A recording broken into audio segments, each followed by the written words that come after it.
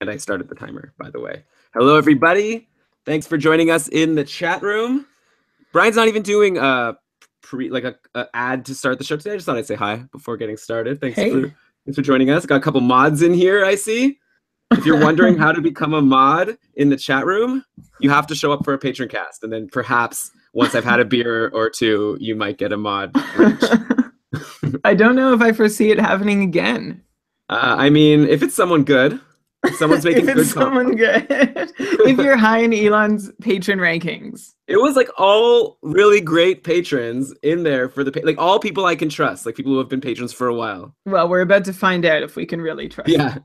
Please, you new mods, please don't kick anyone out of the chat, especially Brian. I don't know. Can a mod kick out another mod? There's actually you want me to try it out on one of these guys? No, I guess not. In fact, I'm realizing now that a lot of people listen to the show by like just watching the YouTube videos. This is supposed to be especially a boring way to start. So how about let's get going here? Let's get going. Cue the music. Get ready to I don't know. What do I even want to say? It's just about time to reactivate Marc-Andre Fleury. Yes! Thank you, everybody, for tuning into another episode of the Keeping Karlsson Fantasy Hockey Podcast, the best fantasy hockey podcast in the world, hosted by two people who own Erik Karlsson in at least one pool. I'm your host, Elon Dubrovsky, and with me is the fantasy hockey robot himself, Brian Calm. Hello, Elon. Hello, everyone. You heard right. Erik Karlsson is now owned by each one of us. We're getting closer and closer on the path, getting back to the path of our podcast namesake. I just need to convert every... No. But who else is worth owning? Let's talk about it this week, Elon, on another jam-packed episode of the Keeping Karlsson podcast. Yes, I am excited for this week's show. I wrote a big... You know what's fun, Brian? Because I do my prep for the show, and I list out all the questions I want to ask. And then I get very curious, like, what are your answers going to be for all of my questions? Luckily for me and the listeners, we don't have to wait much longer. But before we get into it, let's, of course, mention that we are presented by DauberHockey.com. How did we land that? How did we get presented by the best fantasy hockey website out there? Lucky us, and lucky for all of us for having this site in existence. They have articles every day, rankings of players. You've got your daily ramblings, of course, and then a bunch of tools on frozen pools, including line combinations, which I'm going to, of course, reference all throughout the show, starting goalies over goalie posts. It's the best. Check it out, DauberHockey.com. Brian, let's get started with injuries. The first fantasy hockey headline of the week. We've got a few of them. Last week, if you recall, we had like a bunch of goalie injuries that we went through. And actually, a lot of those goalies might be coming back soon, which is nice. But we've got one more goalie injury to tack on, hopefully the last one for a while. But here's another big name goalie starter that's going to be out for a while. Roberto Luongo. He suffered a Roberto Luongo. Classic Roberto Luongo. Okay. Roberto Luongo suffered a lower body injury on Monday and had to be helped off the ice in a game against the Islanders. It's a real bummer for Luongo and his owners, as he's been having a terrific season. .928 save percentage in 15 games, only 6 wins, unfortunately. And it's not like the Panthers can't score goals. So maybe it's been some bad luck or maybe just a lot of shots against, but a great save percentage, not many wins. Either way, it really sucks because Coach Bob Budner said that he's going to be out for an extended period of time. Here's a quote. Whether that's 3 weeks, 4 weeks, 5 weeks, we're going to have to see how his rehab goes, that kind of thing. He'll definitely be out a while. So not good. And Brian, you know what that means? It's rhyme time. James Reimer is back in the net, and that's kind of a scary proposition right now because he kind of sucks. He let in 3 goals on 19 shots from relief on Monday, let in 4 on 39 in the 6-4 win over Winnipeg on Thursday, then 5 goals against on 28 shots in the 7-3 loss to Colorado yesterday. So Reimer coming in as the starter. It hasn't gone well. If you recall last year, Luongo got injured. James Reimer was pretty decent. This year, he's been like horrible just overall. He has an .888 save percentage in 16 games, which of course makes it an interesting question of whether people should add him or not. On one hand, Luongo's going to be gone a while. Florida's not like a terrible team. You'd think you'd want to have their starting goalie. On the other hand, if you're going to play a goalie that's going to have a sub-900 save percentage every game, that's not going to help you. But like Reimer hasn't always been this bad. Last year he had a .920 save percentage. The year before, .922 when he split the year between Toronto and San Jose. So which is the real James Reimer? Like, and Brian, like, how confident are you in him being able to settle down and get back to at least above 900, maybe even start approaching his numbers from last year? I'm going to answer you in just a sec. Are you too busy chatting with people? No, I was loading something that was slow to load.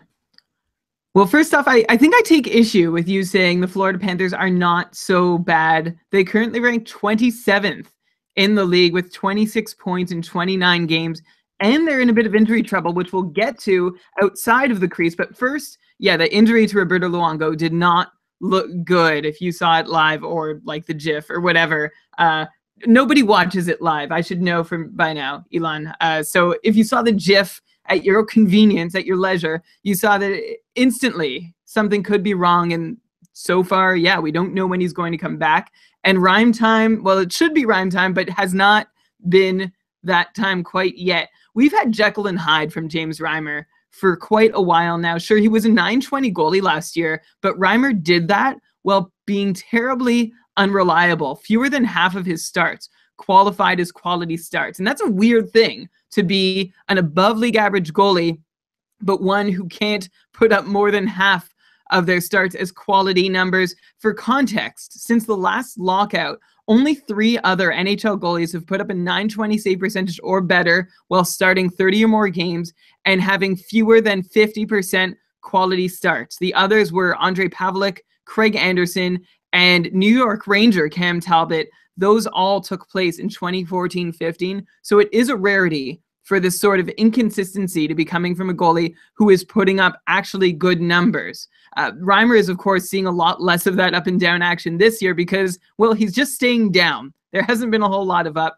He's second last among starters in even strength, goals saved above average per 60 minutes, ahead of only Craig Anderson.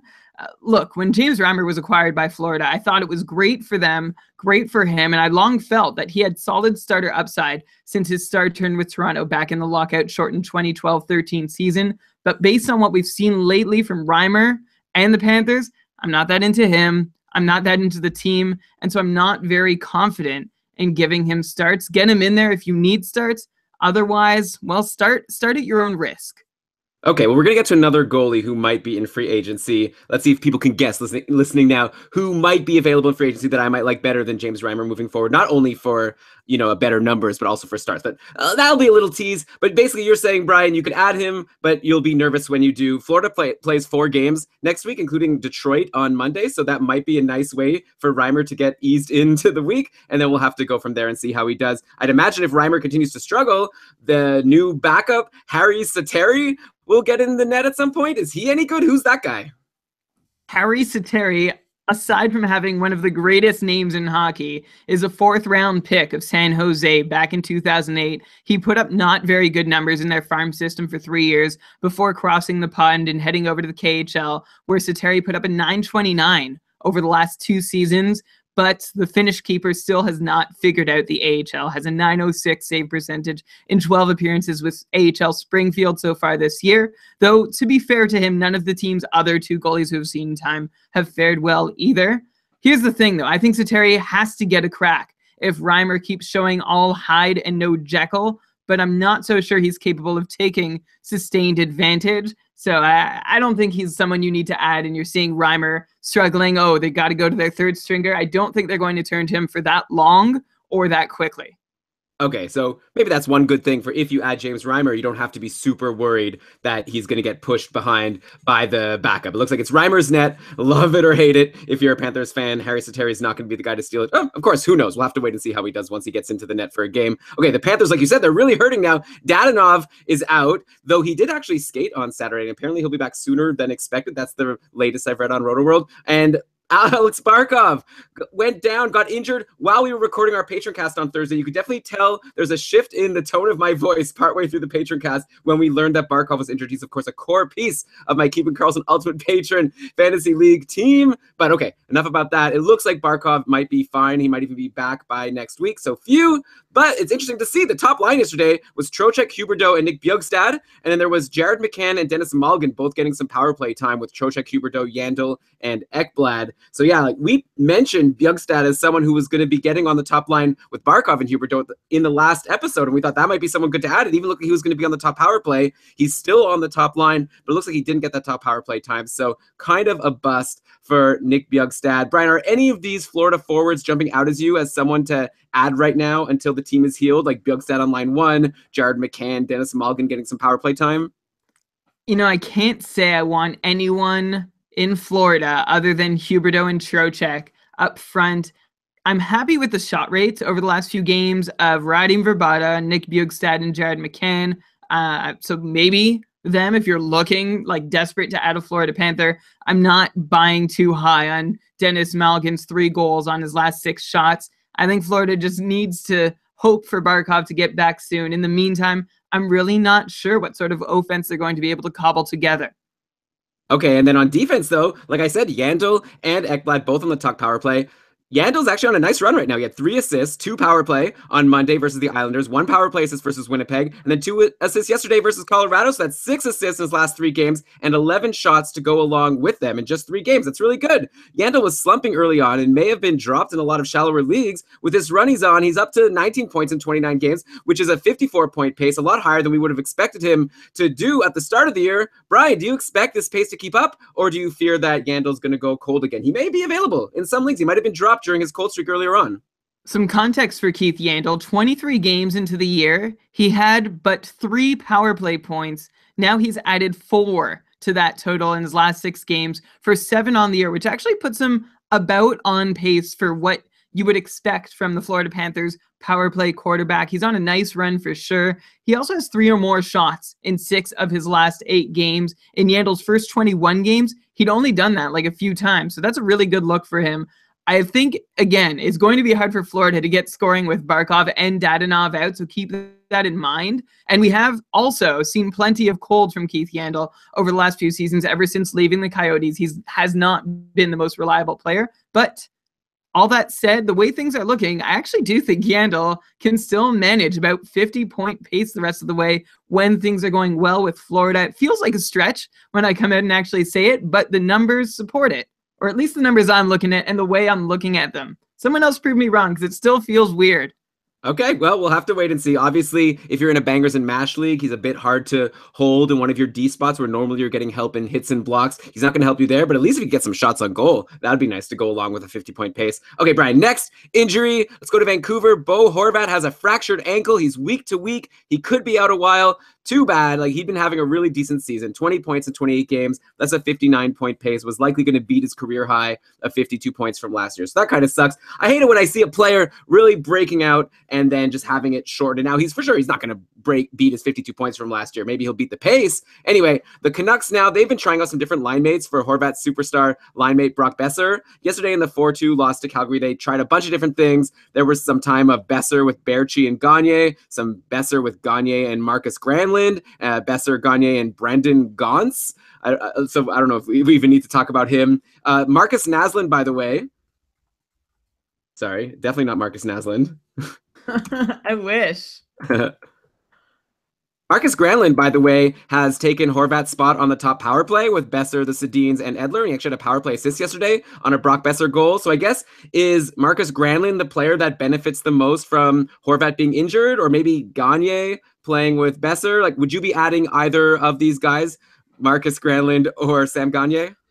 Well, first up, before I answer your question, I did want to just rewind back to Florida for a minute and talk about Aaron Ekblad doing pretty well. He has 15 shots in his last 3 games. He scored a goal in each of those games, one of them on the power play. He had an assist before that. So he had actually gone quite cold for a very long time. I'm not even going to count up those games, but he's currently on a 4-game point streak. Just, when we talk about Yandel, people are probably wondering, well, how's Ekblad? Where does he fit into the picture? Still, I think Yandel is going to be the primary point producer from the blue line.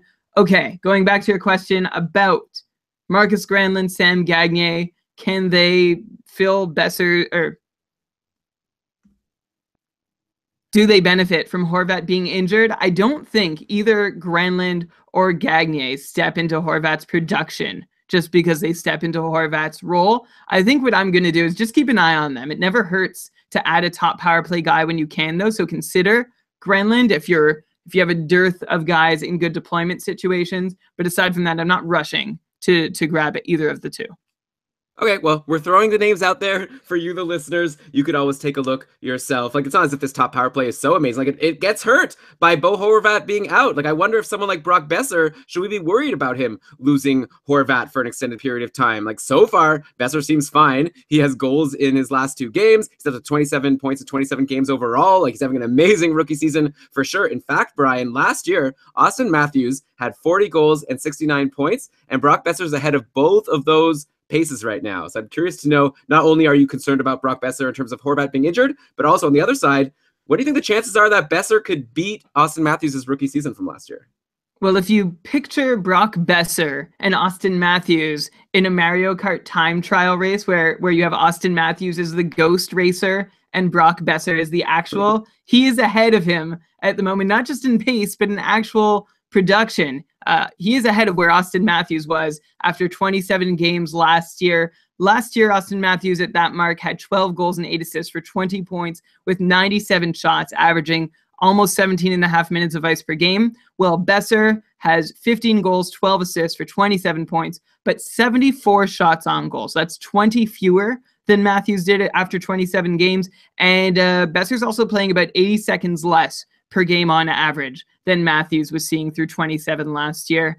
Thing with Besser, though, is he's got regression coming in all 3 of the numbers I look to. That means the racers, I guess in time trial, there are no other racers. I was going to really try and push forward with Mario Kart. If Besser was in first in the Mario Kart race, the racers behind him would be getting all kinds of red and spiky shells because the 3 numbers, individual shooting percentage, on-ice shooting percentage, and IPP, they're all high for Brock Besser. So those will knock him off his point per game pace once they regress and maybe down or below what Matthews has managed. So let's not get too pumped up yet because Brock Besser can't, at least I don't think he can, continue converting on 1 in 5 shot on 1 in 5 of his shots. That would make him an extraordinarily special rookie. But if we do still give Brock Besser the benefit of the doubt and call him a high-end shooter in the NHL, he could conceivably get to 34 goals with his present shot rates and still be able to outpoint Austin Matthews. Going back to the 34 goals number, though, I'm going to take the under on that one, if you ask me the rest of the way. Okay, so it sounds to me like you're saying to try to sell high on Brock Besser if you're saying he's already producing it at an unsustainable pace, and now Bo Horvat is injured, and you've got to think Horvat is a big part of Besser. Like, he's scoring all these goals. Horvat is dishing it to him, getting all those great assists. I don't know if Sam Gagner is as good, so yeah, maybe check to see what you can get for Brock Besser right now. You might be able to pull someone like elite, like, I don't know, look really high, like a Hubert Doe or a Jamie Benn, like, I don't know. See what you can get for Brock Besser. See if you could really steal a guy who was drafted in the first couple rounds of your league. Okay, Brian, also on Vancouver, last week we pumped up Louis Eriksson and Alex Edler as they both were doing really well. Edler was on the top power play, Eriksson playing with Sedins. Unfortunately, if people listen to us, they probably hate us right now. They might not even be listening to this episode because both those guys went pointless this past week. No points in 3 games. Do you think people should still hang on to them if they added them? Like, it's a bummer that they cooled off, but they're still in the same situations. And Vancouver has a really nice schedule next week. They play Monday, Wednesday, Friday, Sunday. And this is a week where the schedule is really jam-packed on Tuesday, Thursday, Saturday. So you're going to get games out of these Canucks. The question is, are they going to do anything for you? Yeah, that is the question. They haven't done anything for you lately. If you've added them, I had Louis Eriksson in the cupful. I dropped him today. I streamed him out for some help on the last day of the week. The friendly Vancouver schedule would be the primary reason to hang on to Louis Eriksson or Alex Edler or make an early play for Gagner or Granlund.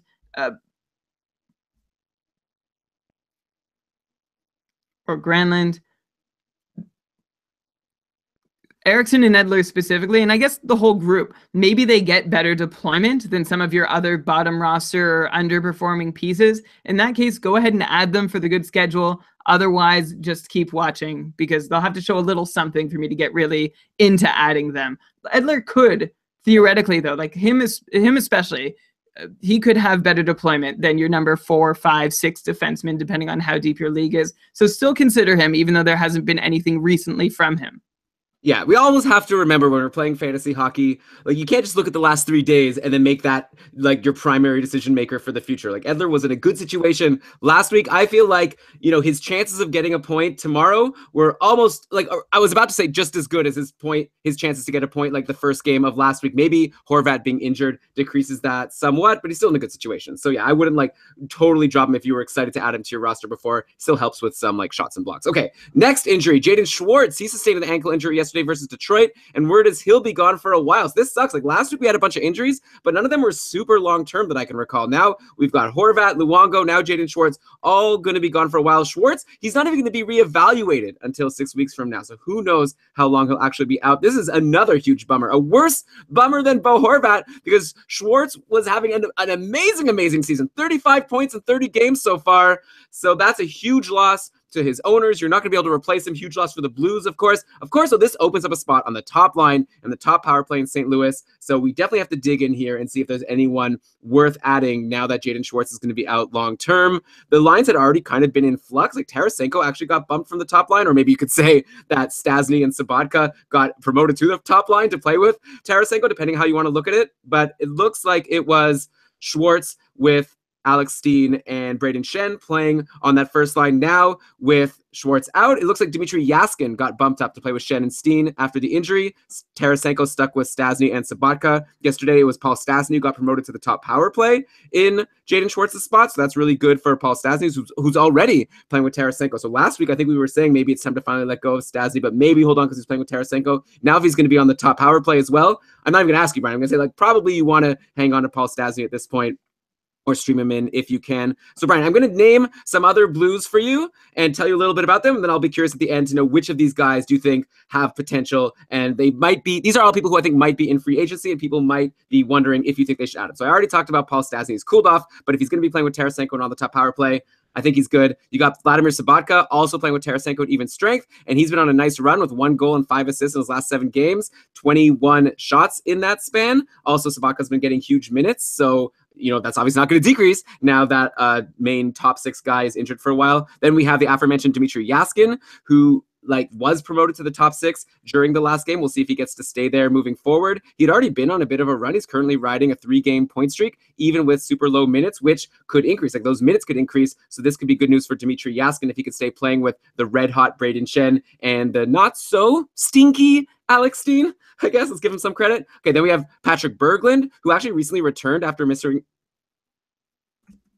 the start of the season with a shoulder injury. Berglund has 3 points in 6 games so far, 17 shots. Currently, as of the last game, he was on line 3 and the second power play, but I could see him potentially bumping Dmitry Yaskin. I'm not sure about the positions, he's a center, but there might be a spot for him in the top 6 at some point. And then one more guy, there's Ivan Barbashev, who was just called up, so maybe he gets into the top 6. So I just mentioned a bunch of guys for you, like Sabatka, Yaskin, Berglund, and Barbashev. Are any of these names jumping out at you as people that are on your radar now that Jaden Schwartz is injured? First off, what a bummer for Jaden Schwartz, having a crazy good season. And we've seen him be derailed by an injury before. So it's a real, like you said, it's a bummer to see it happen again. As for all the other St. Louis forwards you mentioned, I can't say there's one that really stands out. Going through them quickly, I mean, Dmitry Yaskin's the guy who we always say has a shot to produce with opportunity. So there's that for him, even though we've seen him get that opportunity and not do it before. Patrick Berglund, he came back strong from an injury, 14 shots in his first 3 games back, but followed that up by going shotless in 2 of his next 3 outings. He had 3 shots in the other one. So he's averaging 1 shot per game in his last 3. And then you have Barbashev, who's never been a big scorer in the AHL. He's continued that trend this year with 4 goals and 4 assists and 8 points in 18 games to date. Sabatka is probably the guy I like the most of the group. As you said, he's on a nice run, has good minutes. He's playing with Tarasenko, and clearly I'm not really convinced by anyone else. There is, of course, Paul Stastny, who is always worth a look, but Sabatka is the guy whose short-term outlook changes the most here with Schwartz's injury. Yeah, and I don't think that's true. I don't think you think that's true. Someone else is probably going to change as well. Someone's going to be playing with Shen and Alex Steen. But at this point, it's saying, you're not thinking that you're going to jump on anyone just yet. But add all these guys to your watch list, I think. Let's pay attention to St. Louis, and we'll have to trust the listeners to jump on a guy if he's getting consistent time with really good line mates in the top six. Also in St. Louis, Carter Hutton is on the IR with a lower body injury. So the St. Louis team has had to call up Ville Husso, who I'd never heard of. That's their backup now. They have a back-to-back over the next weekend, both games versus Winnipeg. So maybe Ville Husso will get into a game if Carter Hutton is not back by that time. Brian, do you know anything about Ville Husso? Is he someone that you would trust to start, or is that going to be a disaster? Ville Husso, would I trust him to start? I don't know. I know very little about the guy. Here's what I do know. He is an early 4th round pick of St. Louis back in 2014. Husso started last year in the ECHL, played his way into the AHL where he put up a .920 save percentage over 22 starts, just an .896 goalie and 8 appearances so far this year. But it doesn't really matter because Jake Allen is clearly the guy in St. Louis. Although, try this on for size. I want everyone to play along. I'm going to tell you, come up with a number for Jake Allen's save percentage this year. Just have it in your head. I'll give you like 3 seconds. Jeopardy music isn't going to actually play. So now I'm going to tell you that his save percentage is .912 on the season, and I bet you spotted him at least 5 more save percentage points than he deserves. Am I right, Elon? Yeah, I thought it was higher. Like, obviously, since you asked the question, you had to account for that. But I feel like, is it due to a slow start? Like, how's he been doing lately? So lately, well, I'll go how his numbers came about, how he's in .912 now. He fell badly off his huge start this year. He had a real rough run through most of November that bled into December. He had a real rough run through most of November when he posted an .887 over 12 games. The thing is, few of us even noticed because the guys ahead of him scored so much. Allen only lost 3 times in regulation with an .887 save percentage over 12 games. He had 7 wins with those awful numbers. Anyway, Jake Allen is currently back on the upswing. He's stopped 57 of the last 58 shots he's faced over the last 2 games and is unlikely to be spelled for more than a game at a time by Ville Husso, who probably has a slightly better shot than Harri Sateri at putting up a decent start. And what he does have above Sateri is he's got a good team in front of him that won an .887 goalie 7 games. So if they can win Jake Allen games when he plays poorly, then there's a decent shot they can do the same for Husso.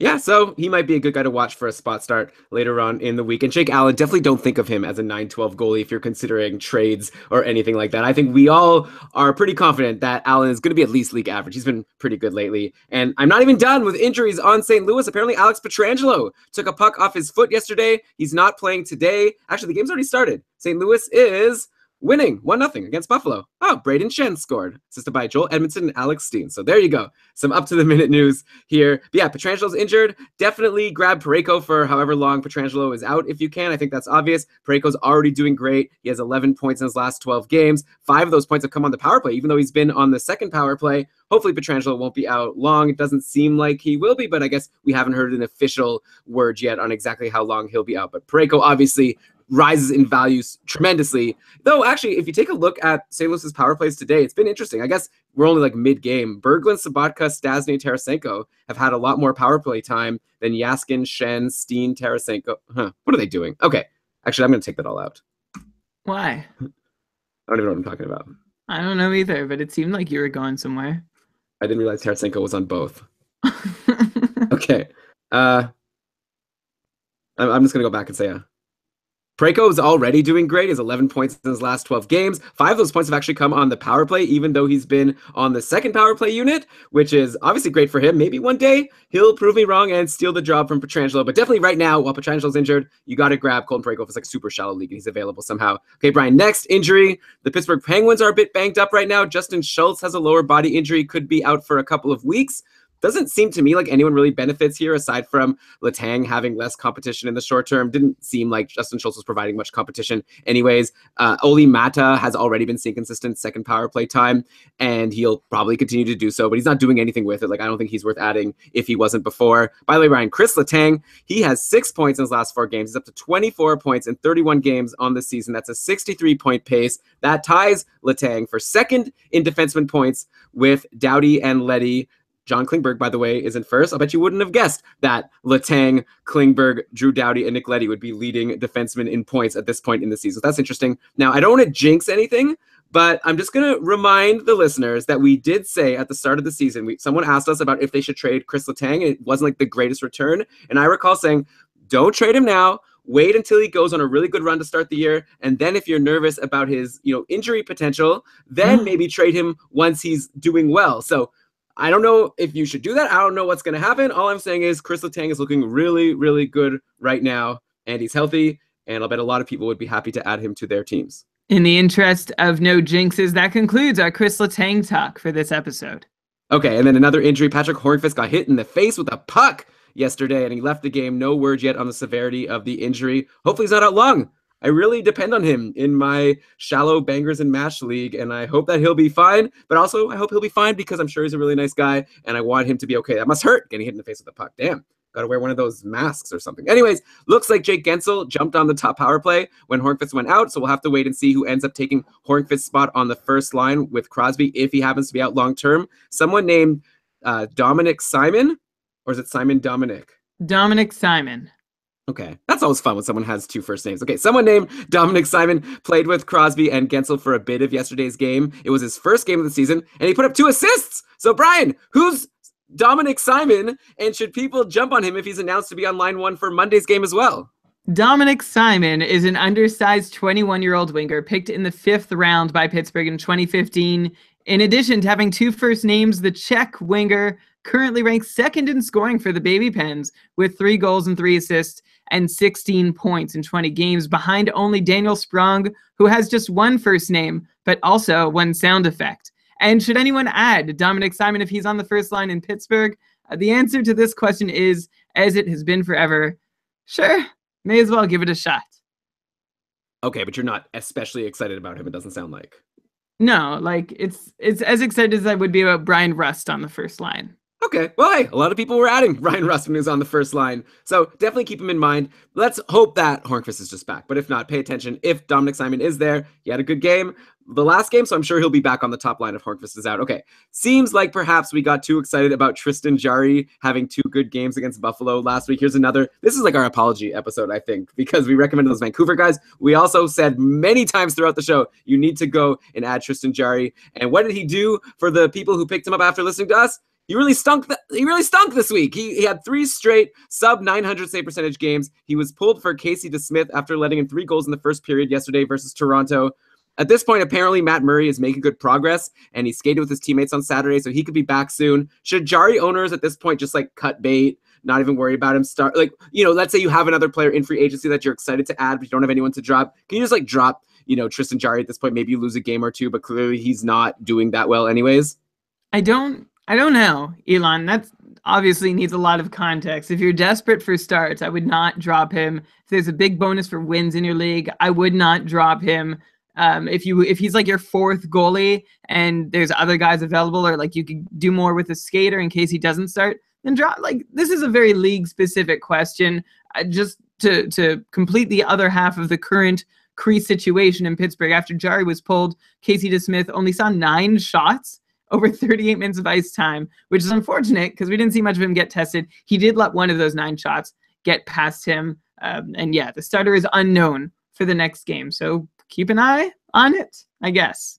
Okay, I actually dropped Tristan Jarry in my shallow league. I had added him as soon as the injury to Matt Murray happened. I actually had Antti Ranta on my IR. I just added Ranta when he was already IR eligible. I added him just to stash him, and now I decided, I'm just gonna put Antti Ranta back on my team. He had a good game. We'll get to him actually in the injury section. Okay, we're still in the injury section. And Brian, how about before we finish the injury section, why don't we just take a quick break and take a second to thank our sponsor for this week's episode, and those are our friends over at FanDuel.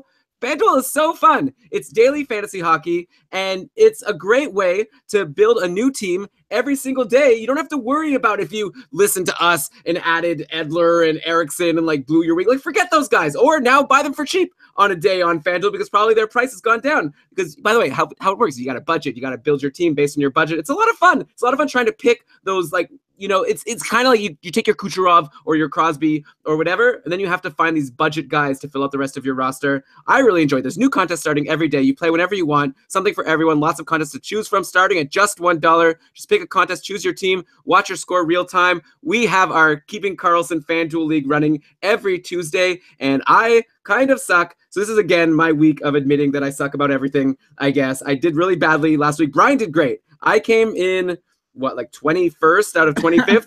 Yeah, Brian, you really blew it. I was up there in third. I don't even know where you were. Congratulations to NHL 94 Rooks, which, I don't know if NHL 94 rules was taken or was just a really careless typo, but you snuck the win I guess I wasn't that close. So congratulations to you. I will get you next time. Elon, how do people get in there? How do they join? You go to fanduel.com/Carl. I was going to point out that the way I built my team last week was I decided I was going to take only players who we discussed on the previous episode. That just goes to show how good our advice was from the previous episode. Well, but the thing was players we discussed, not necessarily that's hot and cold guys. My team faltered because I invested heavily in Pierre-Luc Dubois and Artemi Panarin. I thought they'd score a few more goals or be in on more goals against Columbus. Bummer.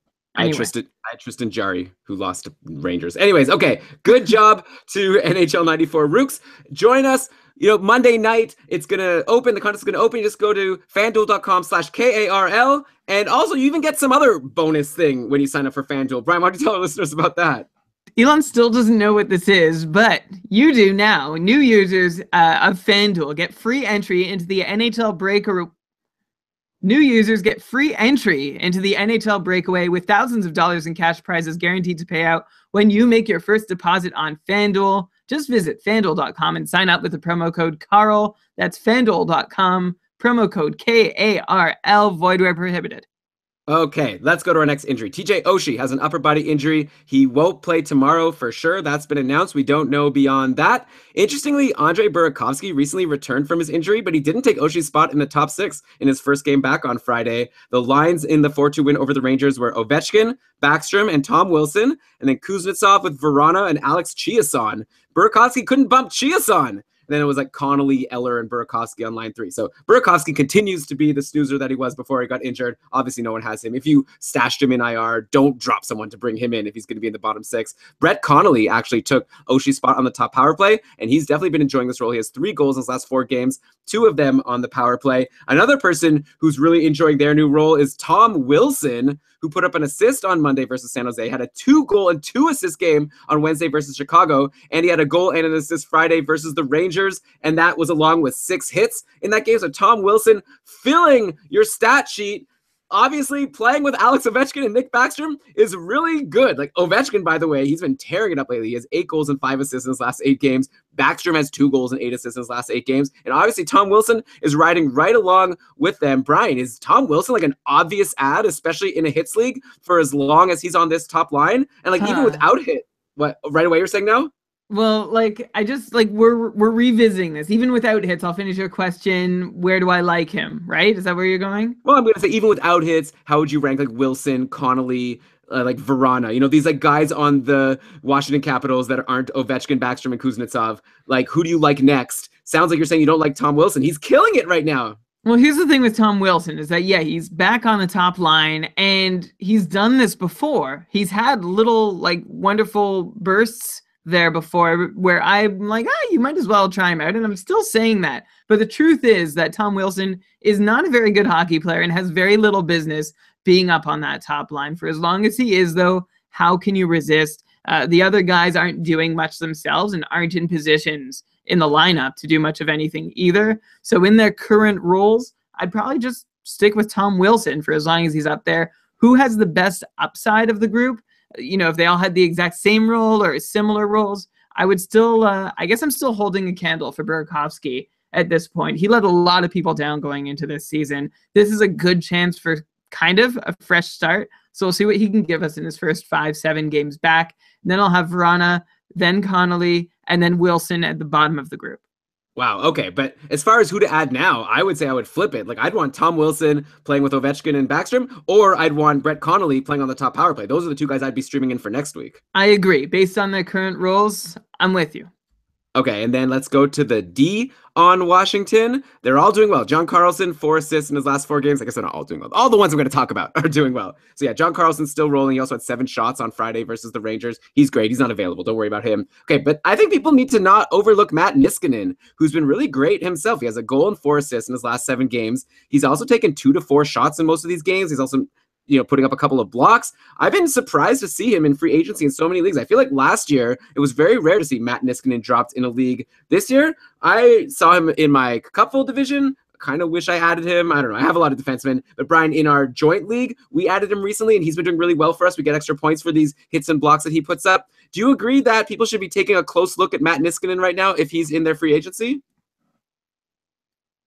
Yes, I do. Niskanen is flying under the radar because he did nothing in 5 games and then got injured. But now he's back and he's doing some things. And yeah, he's worth a pickup in a lot of formats. I wonder, Elon, who would you prefer between Matt Niskanen and Alex Edler using the Cupful categories where you've got your scoring, like your points, and your shots and your blocks? That's a close one. Like Edler is going to get you the power play points. But Niskanen's probably going to get more even strength points, like points overall, just because Washington scores so many goals. That's the thing with the Capitals scoring so much. All these guys like Tom Wilson and Niskanen and whoever, they're all cashing in. I think I would go Niskanen. It depends if it's a long-term or short-term thing. I don't even know, though, how that makes me decide. What's your answer? That's a tough one. No, I don't know. That's why I was asking you. I'm glad you didn't ask that one to me. Okay. It's a push. I think I'll go Niskanen for the more. I feel like his peripherals are a little more assured. Edler has the power play. I don't know. Depends on what you need for your team. How about that? Okay, I'm going to go back. When I was saying depends if you're looking short-term or long-term, I think Niskanen's better long-term because I think we know his role. He's already producing now, not on the top power play. Things could only get better for him. Edler, who knows? He could get bumped. Maybe Del Zotto gets another shot on the top power play, or Derek Pouliot, or, like Vancouver has a lot of guys. Edler also is more injury prone. So yeah, give me Niskanen, unless you're looking like very short-term. Like Vancouver does have that good schedule next week. So maybe I would take Edler for next week. So, okay. By the way, Dmitry Orlov has 6 assists in his last 8 games. Speaking of Washington defensemen, I assume you'd rather Niskanen over Orlov? Yes, I would prefer Niskanen and Edler over Orlov. Okay. Another defenseman injured. Hampus Lindholm is out for Anaheim, and there's a bunch of people that should be coming back for the Ducks next week. And we already talked about the Ducks a lot last week. So, Brian, how about this? Let's make a deal with our listeners. We know there's a lot of stuff going on in Anaheim, so why don't we just table this? We could start next week's show with Getzlaff and Silfverberg and Raquel and all these people being back. We'll look at what's going on defense with Hampus Lindholm being injured. We don't know, right? Everything we say right now is not going to matter because all the lines are going to get jumbled all around. But definitely keep a watchful eye out for what's going on Anaheim. See who's playing on the top power play with Getzlaff. Probably I would want to add that person, assuming Getzlaff is back at 100%. So, okay, Brian, that's the injuries. Let's go to our second fantasy hockey headline of the week. Want to try to guess what it is?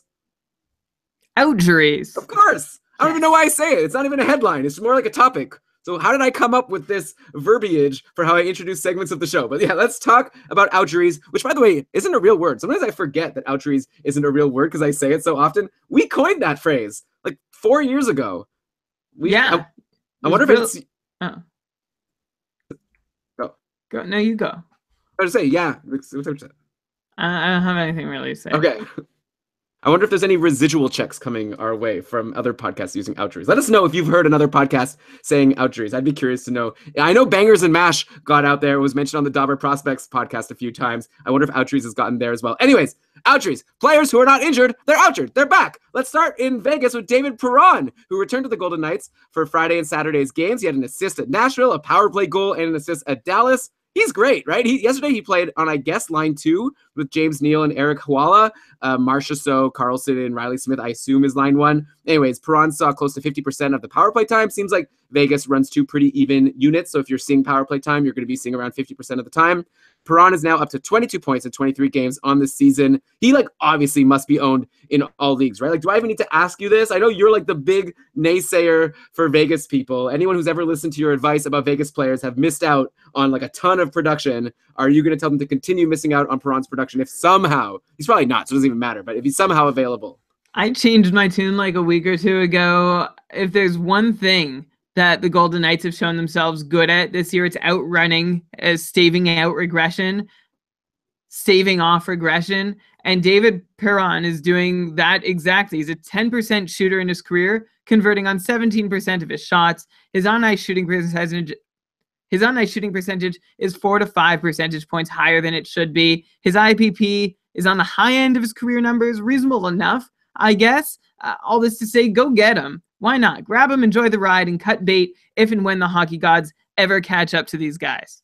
Okay, well, one person who I guess the hockey gods caught up to was Shea Theodore. He was a healthy scratch yesterday. He had a bad giveaway on Friday, apparently, and he'd also gone cold since we last recommended him on the podcast. So again, apologies to those people who rushed to add Shea Theodore. Brian, should they hold on if they still have? He's pointless in 6 right now. He's now been healthy scratched. Do his owners cut bait, or do we expect him to maybe have watched this game, learned whatever lesson the coach was trying to teach him, and now he's going to bounce back and be better than ever? I always like to see what a guy does in the game back from a healthy scratch. So I'm curious to see what's next to come from Shea Theodore. If you urgently need production from the roster spot that he's currently holding, and there are other 40-point defenseman options out there for you in free agency, then you may be able to safely swap him out till things look rosier for him. If it's a really deep league and you know you're not going to get him back, I would hold on for another week or two to see what he gets up to after returning to the lineup. Okay, and I started the show ranting and raving about Marc-Andre Fleury, who's been activated from IR. He will return next week. Brian, do we assume he's going to get the undisputed #1 goalie job playing almost every game? Or is there a chance that Malcolm Subban can hold on as at least a 1B? Subban's been really good. 3 straight wins now. .924 save percentage on the season. Seems weird for Vegas to just not play him any more than, Buffalo plays Chad Johnson. Marc-Andre Fleury is the face of the franchise in Vegas. He is their #1 guy. It's been a really great showing by Malcolm Subban. Not enough to be considered anything more than 1B until a point where Marc-Andre Fleury falters. Even 1B might be a stretch. Subban has definitely earned consideration for that sort of role, though. And if and when Fleury does have trouble, he'll get the call. And good for him for earning that right. I think the useful question here is, though, Elon, if you own Marc-Andre Fleury and you've been having Subban on your roster this whole time, do you need to keep him for the handcuff? Well, that's what I was asking you. You're saying... I don't know. I didn't really take that from your question. My answer is I don't think you do.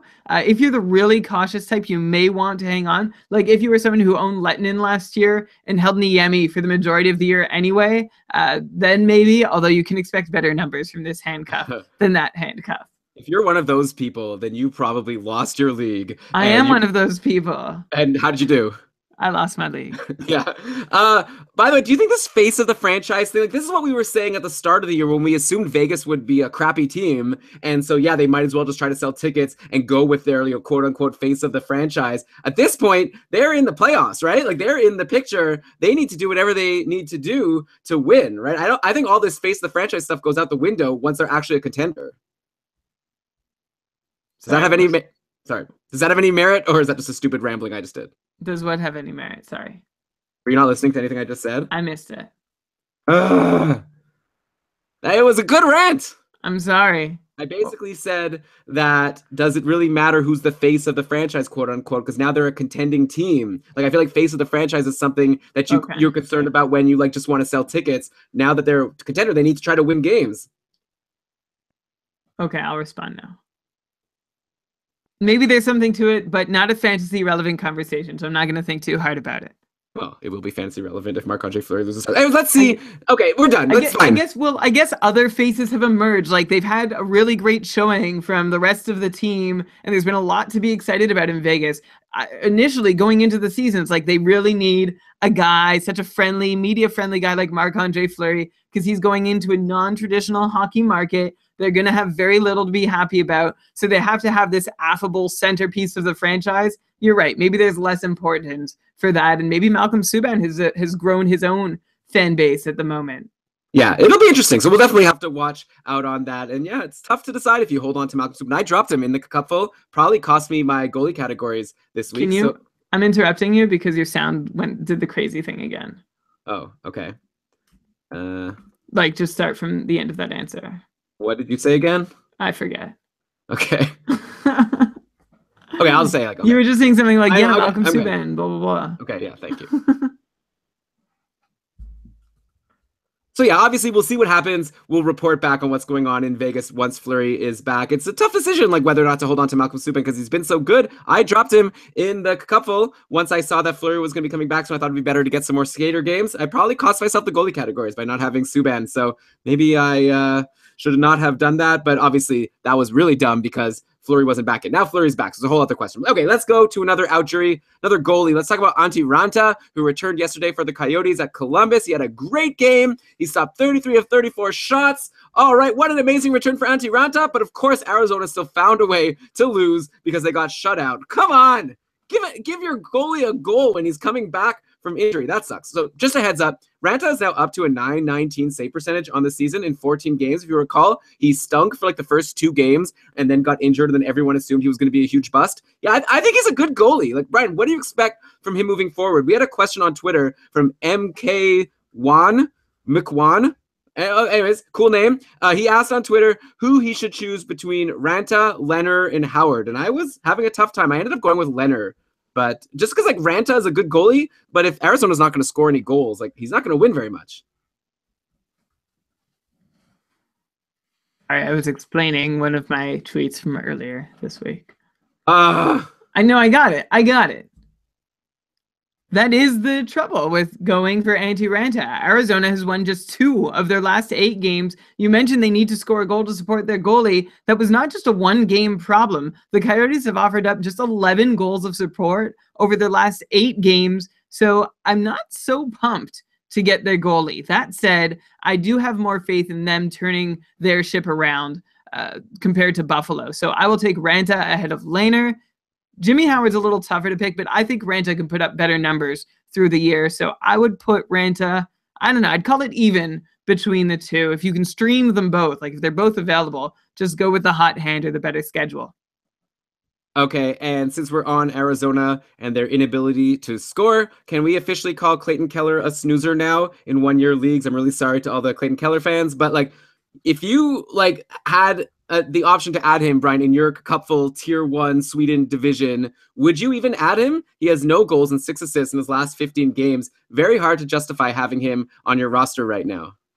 Yeah, I guess we're at that point. Even owning Antti Ranta is debatable. So as for Coyotes to own, I'm not saying these other guys like Keller, Stepan, Domi can't reclaim their value. It just is not there right now. I am going to throw a deep cut out there, though. We're saying no Coyotes worth owning. But if you want to stream a guy for 1 game who is definitely available in your league, how about Christian Fischer? 2 goals and 4 assists for 6 points and 20 shots in his last 8 games. Not getting a whole lot in the way of deployment. He played with Keller and Dylan Strome in Arizona's most recent outing. And I think that's all I want to say. Just a deep cut. It's good to share a deep cut every now and then. Yeah, it is, but also you didn't answer my question at all. I think you answered I don't think you were listening to me when I was talking to you, and then you answered a question I hadn't asked yet. Oh yeah, that's exactly what happened. So can we go back, please? Yeah. I asked if Can you just copy paste my answer though? No. You have to say it again. Pay attention. Get out of the maybe you shouldn't be allowed in the chat room. Maybe the chat room should only be for the listeners. You'll take my wrench away. Yeah, like, come on, man. Sorry. I asked you if Clayton Keller was dropped in your cupful division, would you add him at this point? And should we call him a snoozer? We should call Clayton Keller a snoozer. Yeah, I don't know that I would add him if he was available in my cupful division. Not a whole lot there. Got to wait till something else comes. And his upside might be good in the future, but for this year, I think it's limited enough that he's not worth burning a roster spot on while you wait for him to heat back up. Yeah, but if you don't add him now, you probably won't get him. I'll bet you, he was dropped in one of the couple divisions, a few weeks back, and that owner got, lambasted. Everyone was like, what are you doing? Why'd you drop him? And that owner's looking, really smart right now. And the guy who added Clayton Keller, I think, spent a lot of fab dollars, free agent acquisition budget dollars to get him, and now he has to decide if it's time to drop him or not. So, yeah, I don't know. I feel like if he was dropped, a lot of people would be bidding on him, but I wonder if Clayton Keller would turn out to be worth all the money that is bid on him when people try to claim him as a free agent. Okay, so aside from him, Derek Stepan has cooled off. He has 2 goals and 1 assist in his last 6 games.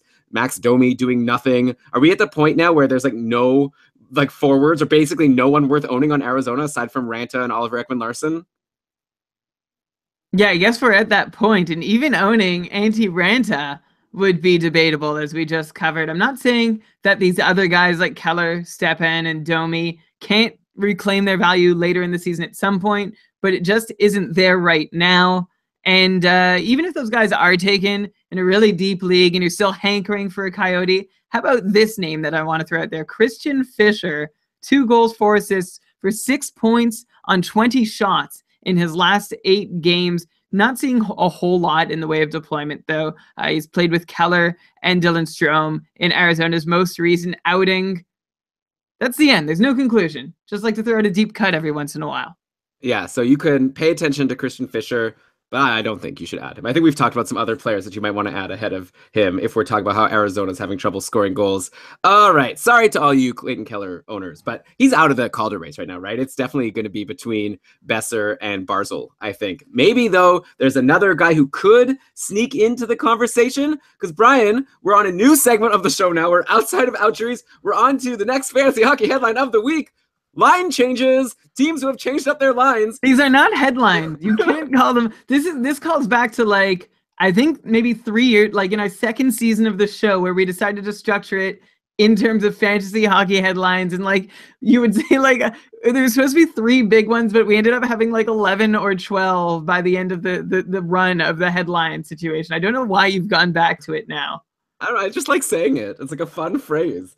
The next fantasy hockey headline of the week is line changes, but you're right. But how about this as a headline is that I was right. There was something I said recently that was correct. Because if you recall, Brian, on our Patreon cast that we recorded on Thursday, and by the way, let's take a second to say that was a really fun show. Hopefully the patrons enjoyed it as much as I did, like discussing with you, and then we had a lot of fun in the chat room also. If you are not a patron of Keeping Karlsson, you want to hear this like hour and a half plus of bonus content that we recorded last Thursday, answering all the questions from our patrons, you can check it out. If you sign up to be a patron, keepingkarlsson.com/patron, and you have access to all the bonus content from the past. Anyways, on the Patreon cast, we had a question about Alex DeBrincat, who'd been doing so well, and you were saying that, yeah, he's on a good run, but I don't know if I jump on him because, you know, he's on a good line. He was on line 3 at the time. And I said, if you recall, and I know I was wrong about a bunch of things, right, Brian? I've already admitted to a lot of mistakes throughout the show. So you could forgive me for wanting to brag about one thing I got right. I said, I don't think it's going to be long before Alex DeBrincat bumps someone and gets into the top 6 because he's doing so well. Richard Panik had been doing nothing. And there we go. It happened on Friday. The Blackhawks went with Taves, Saad, and DeBrincat as line 1.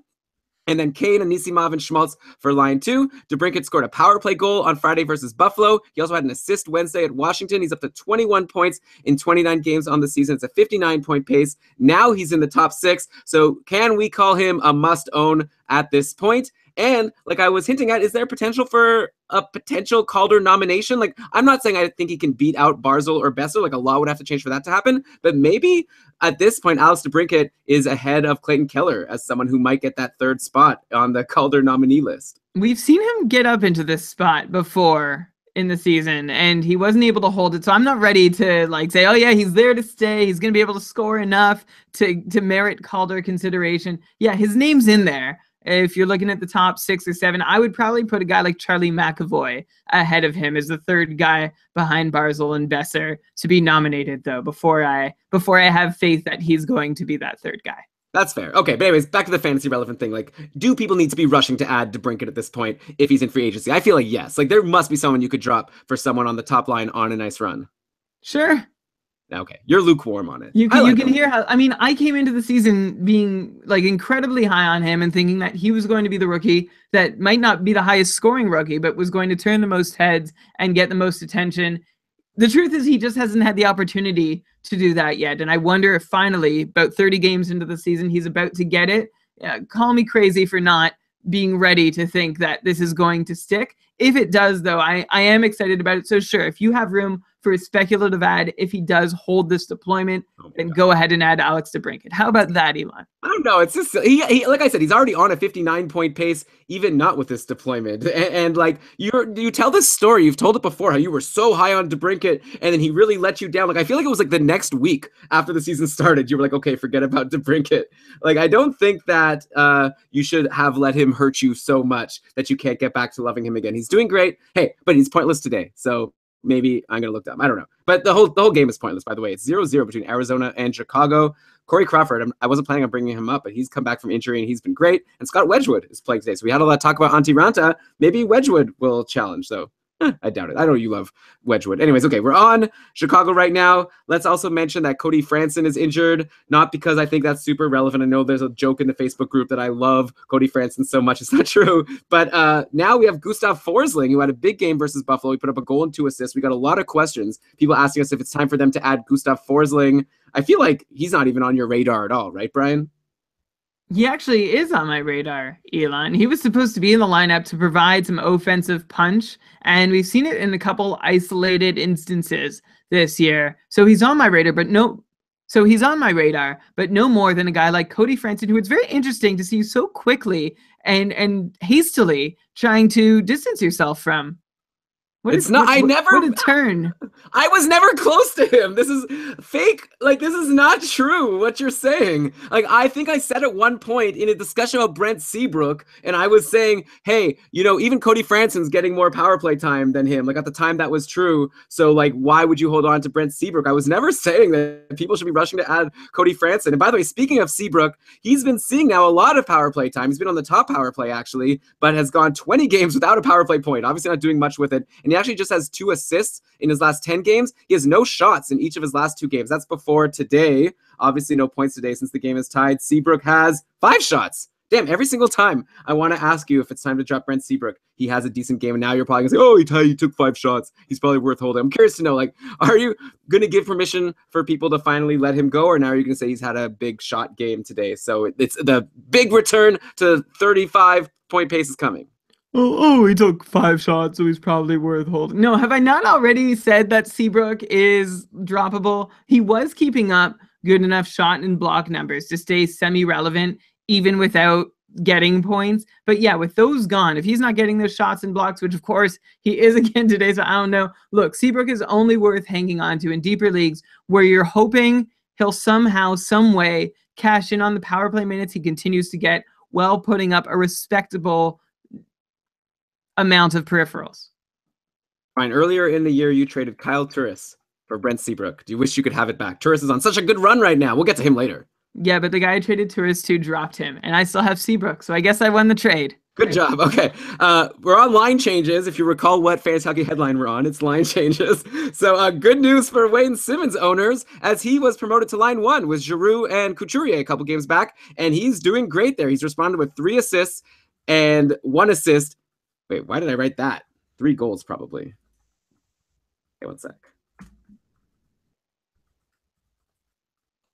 He has responded with 3 goals and 1 assist in his last 3 games. If anyone cut bait on Wayne Simmons during his cold streaks, they're likely beating themselves up now, but you had good reason to. He was like not doing very well, and he wasn't playing with players that you would think would help him produce much, like aside from him, you know, being on the top power play. That's good. But now he's on this great line, and he's doing great. And, you know, the guy who he bumped, Jacob Voracek, you'd think, oh no, this isn't great. Now Jacob Voracek goes off the Couturier and Giroux line, is on line 2 with Raffl and Phil Pula. You're like, ugh, he's not going to be able to produce there. But no, Jacob Voracek's doing just fine. He had 3 assists at Calgary, 1 assist in Edmonton, 3 assists in Vancouver yesterday. So a nice little trip through Western Canada for Jacob Voracek. You know that he's up to 37 points in 29 games now on the year. Voracek is tied for 5th in league scoring with Johnny Gaudreau. And he's only behind Wheeler, Kopitar, Kucherov, and Stamkos. And he's not that far behind, actually. Stamkos leads with 42 points. Voracek, like I said, has 37. Is Jacob Voracek this good, or do you see some regression coming, especially now that he's on the second line? Okay, so Jacob Voracek has 7 assists in 3 games with Raffl and Phil Pula as his line mates. 3 of those assists came on the power play. That makes sense.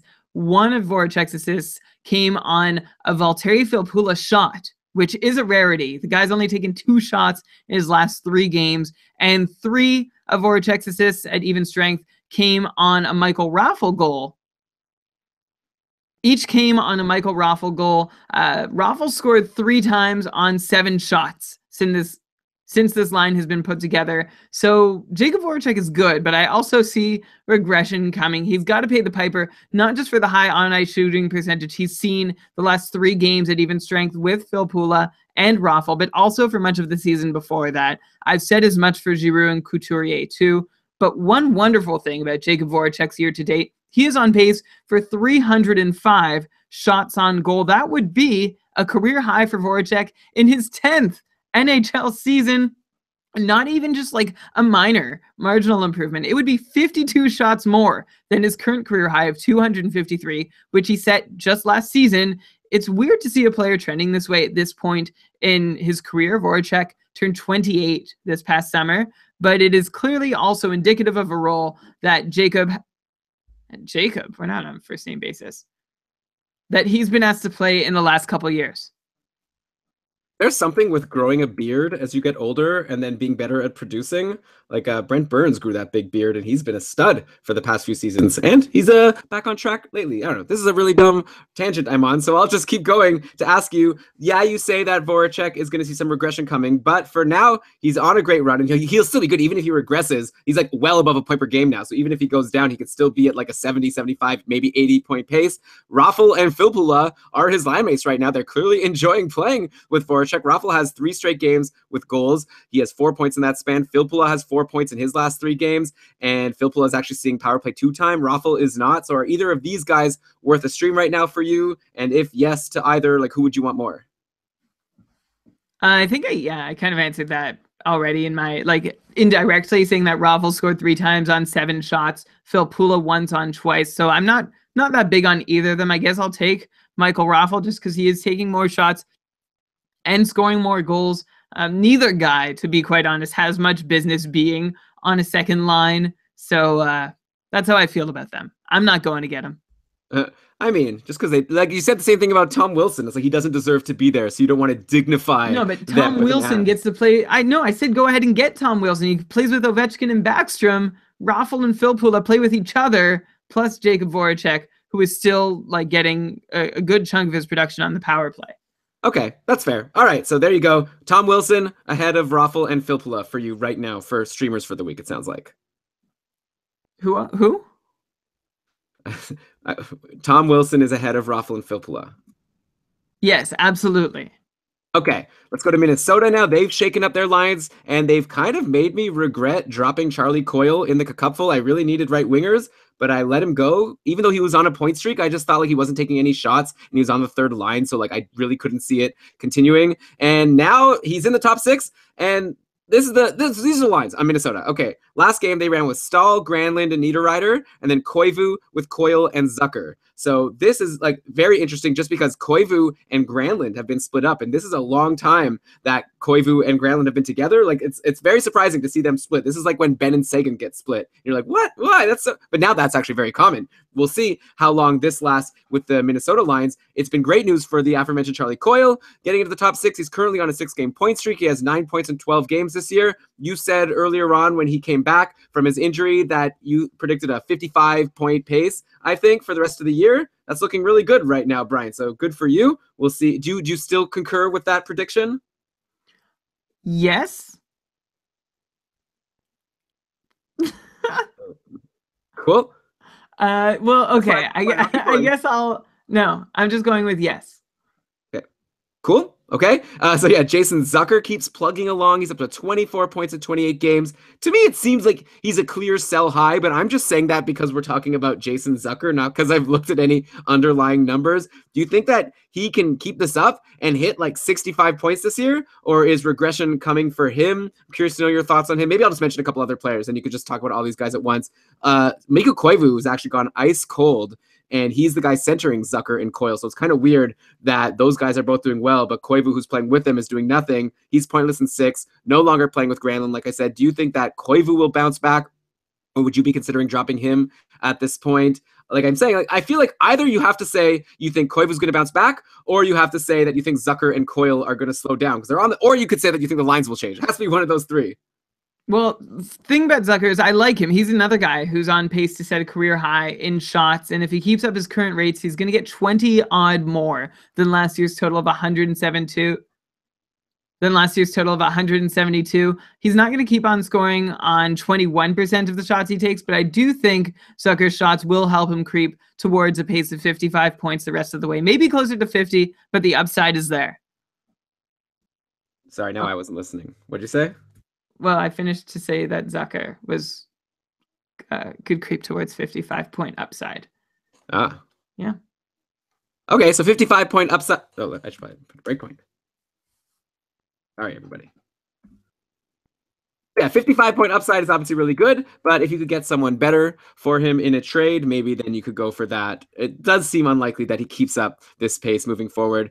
Granlund, Niederreiter, and Stahl, that top line, or maybe the second line, none of them are really doing much of anything lately. Do you have any general thoughts on these guys? Dare I just ask you to rank the Minnesota top six again? Like I always ask you to do. Like I actually just recently dropped Mikhail Granlund in a really shallow league. Matt Barzal was still out there. At some point, you just have to be like, I'm adding Matt Barzal. Like enough of this. Even though he doesn't help with the hits and blocks, I decided to get him for Mikhail Granlund, which seems weird, but he's not doing anything. And now he's split up with Koivu. I don't know if that's good or bad. So what do you think about all of these top six in Minnesota? Who would you want to have right now? Just rank like first to worst. Okay, well, first I will say about Mikko Koivu, he's still a good player. Like, he's seen a drop in his percentages that shouldn't stay this way all year. So hold the faith if you've got him. But at the same time, he's not such a sexy name that you should be holding on to Koivu while he struggles if other 50-plus point options are out there. If you need some really targeted help in categories towards the end of a week, you might be able to safely cycle him out.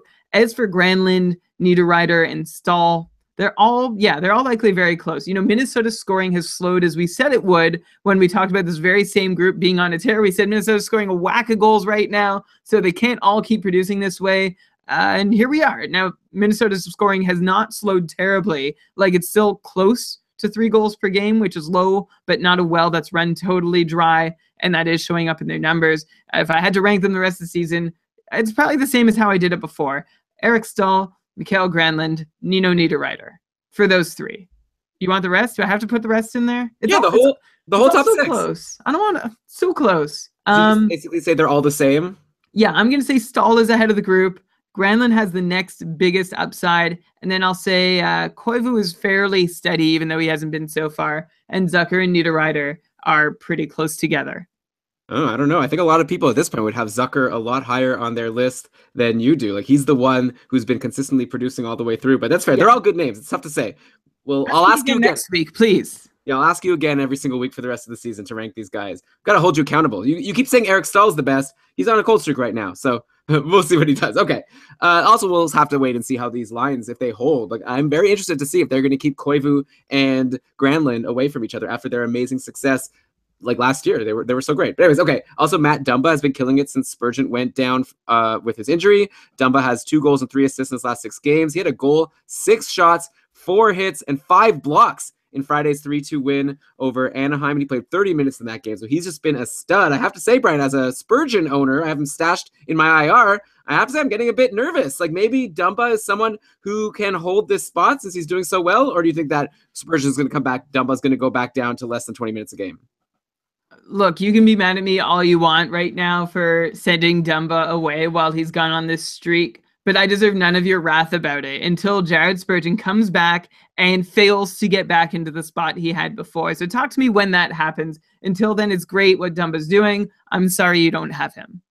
Okay. I didn't say anything about being angry at you, but I know that I'm reading between the lines. Okay, well, for those listening, I made a trade for Brent Burns actually in the couple, and part of my trade, I traded Taylor Hall, and then the other owner asked that I send back any defenseman, and then I was going to get back Burns, and it was Brendan Gallagher, and I asked Brian, who should I send, Dumba or Johnny Boychuk? He said to send Dumba, and now I'm kind of regretting it because Dumba's doing really well. But yeah, like you say, we'll have to see what happens when Spurgeon comes back. I'm assuming Spurgeon comes back, and he'll be fine. He was doing really well before he got injured, but Dumba's clearly proving that he deserves to be in this role on the top line or whatever, top, pairing and top power play. Anyways, okay, let's go to Dallas now. They've shaken up their lines. Alex Radulov was bumped to the second line yesterday for Dallas's game versus Vegas. Devin Shore took his place on line 1 with Ben and Sagan. Radulov is now pointless in 3 games. Overall, he's been having a great year. He has 25 points in 30 games, but I guess we have to assume that pace will continue to decrease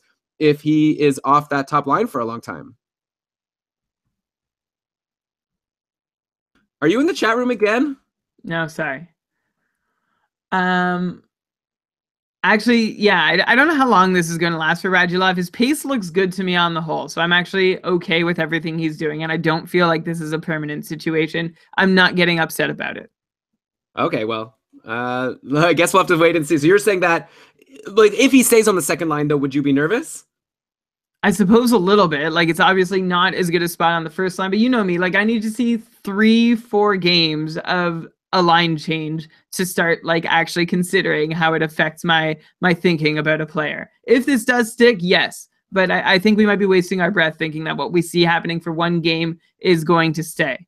Okay, well, that's what the podcast is kind of all about. But Yeah, that's yeah, you're right. That's a very silly thing. This is what we do here. well, if you're in a weekly league or if you're playing FanDuel on Tuesday and you're deciding whether or not to play Radulov, you might not want to play him this week if he's going to be on this second line. I think that's a much worse spot for him. The guy who takes a spot is Devin Shore, who's already been on the top power play all season long. So now we've got top line, top power play, Devin Shore with Benn Seguin. It's like the prime spot to be in. That was the Patrick Eaves spot. Whenever he would get there, he would do so well. Devin Shore, like, he's not doing anything. Like, why do the Dallas Stars love Devin Shore so much? I don't understand it. Aside, he had a 1 goal and 1 assist game versus Colorado a couple weeks back. Aside from that, he's been putting up zeros every single game in such a good deployment. It makes him really tough to predict for fantasy. Like, I feel like at some point, I don't know, like, what do we even say about Devin Shore? Do you leave him in free agency, even though he's on the top line and top power play on Dallas? Seems like a crazy thing to do, but at the same time, he's like not doing anything. So what do you think about Devin Shore as a short-term ad?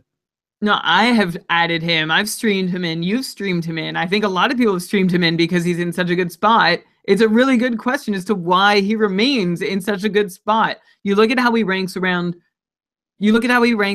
the 13th Dallas forwards who've played a significant amount of minutes this year. Shore ranks 10th out of 13 in points per 60, 11th in shot attempts per 60, 12th in shots on goal per 60, 9th in expected goals for per 60, and is dead last in Corsi for percentage. So I don't really know what's to like about Devin Shore and what the Stars see in him. Doesn't have a huge pedigree either.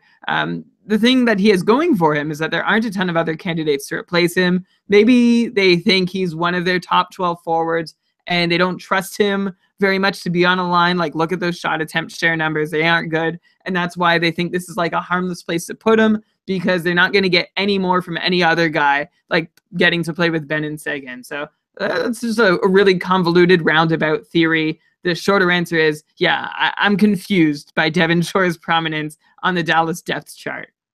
Yeah, I feel like why not give Jason Spezza a chance on there? Maybe help him break out of his funk. Anyway, by the way, Radulov's still on the top power play, so I'm not saying like you have to drop him or anything. But obviously, I'm just saying his prospects go down a bit. He was like a point per game guy basically while he was on that top line. Now he's pointless in 3. I could see that continuing for a little while, except for maybe power play points if he's not going to be playing with Benn Seguin. Okay, next line change to discuss. Let's go to San Jose. Melker Karlsson is the most recent young player to take a spot on line 1 with the Joes. Looks like Timo time will have to wait. I added Timo Meier last week, I guess, because I like that he was on the top line. He's someone who we thought of as someone who takes a lot of shots, might have some upside.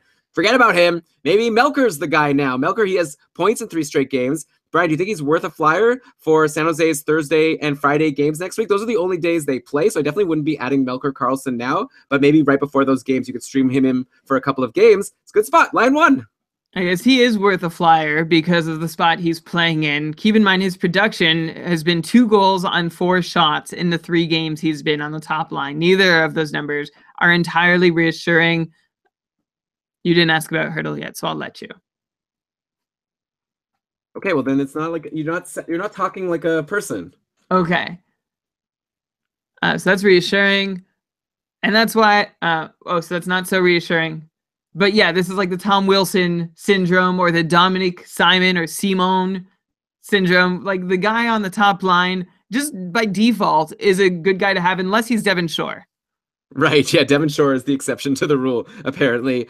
Brian, so I'm curious to ask, like, who would you prefer between Melker Karlsson and Tomas Hurdle, who's on the top power play right now, playing with LeBlanc and Couture at even strength? So he's got a 2-game point streak, but before that, he was pointless in 4 games. Maybe it doesn't matter. Maybe I'm splitting hairs. Like, Hurdle's in a good spot, though. He's getting a lot of ice time. On the top power play is really good for him. It's not Tim Heat anymore. It's Tomas Hurdle. I think I'm going to stick with Tomas Hurdle between him and Melker Karlsson. You know what? Even Kevin LeBlanc or Timo Meier may be more interesting to me than Melker Karlsson, because at least they're putting up shots on goal. I actually, today, for tonight's games, I added Timo Meier over Melker. It's the last day of a tight matchup where I need help in all categories. And I was just putting my money on Timo helping me more in shots on goal than I believed Melker would help me anywhere. So we'll see how that plays out. So far, Timo Meier, nothing. No shots. Yeah, by the way, Wild are up 1-0 over San Jose. Ryan Murphy scored a power play goal assisted by Zucker and Eric Stahl. So, Brian, Eric Stahl, your main guy over in Minnesota, There proving he his. is, the best guy in the Minnesota top six, showing what he's worth with that secondary assist. Yeah, Jason Zucker got the primary assist. I like Jason Zucker better, I think, from what I'm seeing. Anyways, okay, we were talking about the Joes and Melker playing with the Joes. I know I'm you might gonna, be. you have to say I like Jason Zucker more. I don't know what this audio thing is. You should really look into it. What should I look at? Like, well, listen to the edit, listen to how your But there's sound, nothing I and could do then about it. It's a Google thing. is it a Google thing? Because it doesn't happen to my voice. I don't know. Huh. Okay, well, as long as you catch it every time, well, it's good. Okay. Okay. Yeah, I don't know. I think I might like Zucker better than Eric Stahl right now. The way he's playing. But anyways, okay, doesn't matter. We're on San Jose. I was talking about the Joes. You might be thinking when I was saying Melker Karlsson's playing with the Joes, Pavelski and Thornton, like, who cares? This is old news. They're not even that good anymore. No, we're back maybe to normal. Like, the Joes are doing well. Joe Pavelski had a goal and an assist yesterday versus Ottawa. That brought him to 2 goals and 6 assists in his last 9 games. It's going into today, not including today's game, of course. Thornton has 3 goals and 7 assists in that same span over the last 9 games. Brent Burns, by the way, has 2 goals and 7 assists in his last 9 games. So is everything back to normal with all these San Jose guys now? Thornton, Pavelski, Burns, like all the guys that we drafted expecting good things from, they're finally coming. Thank God Joe Pavelski has finally started to do stuff just as we were pretty much giving up on him, of course, is when it happens. And hooray for Brent Burns, Joe Thornton on the map. Let's hope it is all back to normal for the high-end San Jose Sharks. Okay, then let's look in nets. When does Aaron Dell steal this starting job already? Jones has had 3 straight clunkers since returning from injury. Dell had those 2 great games that we talked about last week, and then he didn't play again until yesterday when he shut out the Sens, stopping 25 shots. Like, I feel like at this point it might be time for people, just like I was saying about DeBrincat, how I thought he's going to get on line one eventually. Maybe at this point people need to start considering preemptively adding Aaron Dell just in case San Jose decides that no, Martin Jones isn't cutting it. Dell's doing well, at least for the short term. They start riding Dell, trying to get some more wins. Unfortunately, with San Jose's schedule next week, they play, like I said, Thursday and Friday. So probably they're just going to split those 2 games. We're not going to see much there. But maybe the following week will be the week that Aaron Dell finally takes that number 1 job. You think we're right on the cusp of this happening. The difference between Aaron Dell and Martin Jones is actually, like in their save percentage, is actually less than the difference between Carter Hutton and Jake Allen, to call back earlier to the episode. Have we thought at any moment that Carter Hutton was about to take over the number 1 job from Jake Allen during Brian, What? I gotta interrupt you there. This is my new interrupting Brian sound, by the way. Oh my gosh. You're talking about like season-long save percentages, right? Well, were you listening? I mean, what are you interrupting if you're not ready to just jump right in? I'm having a chat here. You better. I'm talking about Jake Allen struggling for like an entire month, 12 games, while Carter Hutton was doing just fine. Yeah, I'm saying that right now. Okay, fine. All right, fine. You have to be a little more prepared. If you just want to use the goal horn, but now the next time people hear the goal horn, they're gonna be like, "Oh, here comes Elon with nothing much to say." Anyway. Okay. What? I'm saying Aaron does better, seems like. Okay, sorry. Just start over. I apologize, everybody. That's my fault. I got excited about the goal horn. Can you just go back from the beginning? I'm sorry. Yeah, okay. So here's the difference. Okay. No, I don't remember how. Okay. Would you believe, Elon, that the difference in save percentage between Aaron Dell and Martin Jones is actually less than the difference between Carter Hutton and Jake Allen? So have we thought at any moment that because Hutton has performed so much better on the season and Jake Allen just had a stretch of 12 games where he was pretty much terrible, did we think Hutton was about to take over? That's a little sarcastic, a little tongue-in-cheek. It's understating what's happening here. I mean, we have had our eye on Jones and Dell since preseason as a goalie situation that we could see turn into a timeshare or flip altogether. But to think that it's imminently about to happen, I don't know we're there yet. The flaw in your theory is that you go back more than the 3 most recent starts from either guy, and you are already starting to see steady starts from Jones, shaky ones from Dell. I guess if you're really paranoid and or relying heavily on Martin Jones, and adding Dell seems like a good precautionary measure, but I'm not considering this goalie situation flipped yet especially since Jones's numbers are still fine on the whole. There are no real red flags in his performance this season to date, aside from the last 3 games. Yeah, okay, Brian. Well, you could plant your flag there and tell people not to add Aaron Dell, but I think a couple weeks from now, when Dell's getting consistent starts, I don't know if it's going to last the whole season. It might be a Kudobin situation where he was doing really well, and people who added him for like those 2 weeks really benefited, and then eventually, you drop him for the next guy. I'm not saying like drop Martin Jones, but I'm saying that I like Aaron Dell. You're saying it's about to happen. You're saying Aaron Dell is going to take over starting with the next start or the one after. I'm not saying it can't happen. I'm just saying, like, I don't feel like it's as close as you're making it out to be. I don't think that he's going to, like, steal the job forever. I think that the way things are going, at some point, San Jose is going to give Dell a run of games until he blows I agree. I said this in the preseason. Okay, well, I'm saying it now. I don't know why we're arguing. I'm telling people to get Aaron Dell on your watch list and ready to add him for his I agree. game. I think Aaron Dell is worth watching, absolutely. Maybe even a speculative ad, but I want them to do it for my reasons and not yours. Okay, fine. Okay, next line changes. I feel like sometimes you just want to argue with me. I think we agree. Never. Okay. That's you with your goal horn. Well, don't say that because I'm cutting that out of the show. Edit point. Tampa Bay is shaking things up again. Nemesnikov back on line 1 with Kucherov and Stamkos. So that didn't last long of him being bumped. Tyler Johnson, though, didn't get bumped down to the bottom 6. He's on line 2 with Point and Palat. It's Yanni Gourde who's the overall loser in this situation of all the Tampa line changes, if they stay the same moving forward. Tyler Johnson doing pretty well. Like, I feel like there's not much else to comment on. Like, Nemesnikov, we didn't say to do, drop him or anything, obviously, and obviously you don't want to now, and everyone else is doing what we'd expect. I think the only name is Tyler Johnson, who is definitely worth owning right now if he's still available in your league. He's on an incredible run. He has 2 goals and 7 assists in his last stretch of games. In his last 2 games in my notes. Why didn't you catch that for me? Wow. He doesn't have 9 points in his last 2 games. True colors are showing. Because I wasn't paying attention. But you were 1, 2, 3, 4, 5, 6, 7. 1, 2, 3, 4, 5, 6, 7. 2 goals and 4, 5, 6, 7. 7 games. What? Okay. Whoa. Okay. Malfunctioning over there. What? You're malfunctioning over there. No, I'm good. Okay, I'm just going to start this all over again. Cool. Okay. Wow.